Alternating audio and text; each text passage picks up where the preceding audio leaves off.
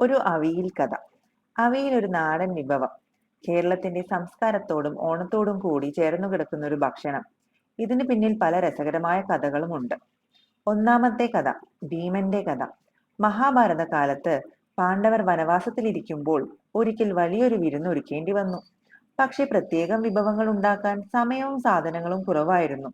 അപ്പോൾ ഭീമൻ കൈവന്ന എല്ലാ പച്ചക്കറികളും ഒന്നിച്ചരിഞ്ഞ് തേങ്ങയും തൈരും ചേർത്ത് ഒരു കറി ഉണ്ടാക്കി. അതാണ് ഇന്നത്തെ അവിയൽ. ഇനി രണ്ടാമത്തെ കഥ, തിരുവാതിര കഥ. ചില സ്ഥലങ്ങളിൽ പറയുന്നത് തിരുവാതിര കാലത്ത് സ്ത്രീകൾ ഒരുമിച്ചിരുന്ന് കളിച്ചുകൊണ്ടിരിക്കുമ്പോൾ വീട്ടിലെ പലവിധ പച്ചക്കറികൾ കളയാതെ ചേർത്ത് ഉണ്ടാക്കിയതാണ് അവിയൽ. ഒറ്റയ്ക്കൊന്നും പോരാ, ചേർന്നാൽ രുചിയാകും എന്ന സന്ദേശവും ഇതിലൂടെ കിട്ടുന്നു. ഇനി മൂന്നാമത്തേത് ഓണത്തിൻ്റെതായ ഒരു അടയാളം. ഓണസദ്യയിൽ അവിയലില്ലെങ്കിൽ അത് പൂർത്തിയാവില്ല എന്ന് കരുതുന്നു. പല നിറത്തിലുള്ള പച്ചക്കറികൾ ചേർന്നതിനാൽ ഐക്യത്തിന്റെയും ഒരുമയുടെയും പ്രതീകമായി അവിയലിനെ കാണുന്നു. ഒറ്റ വരിയിൽ പറയണമെങ്കിൽ ചേർന്നാൽ രുചിയാകും, ഐക്യം തന്നെയാണ് ശക്തി. ഇതാണ് അവിയലിന്റെ കഥ പറയുന്നത്.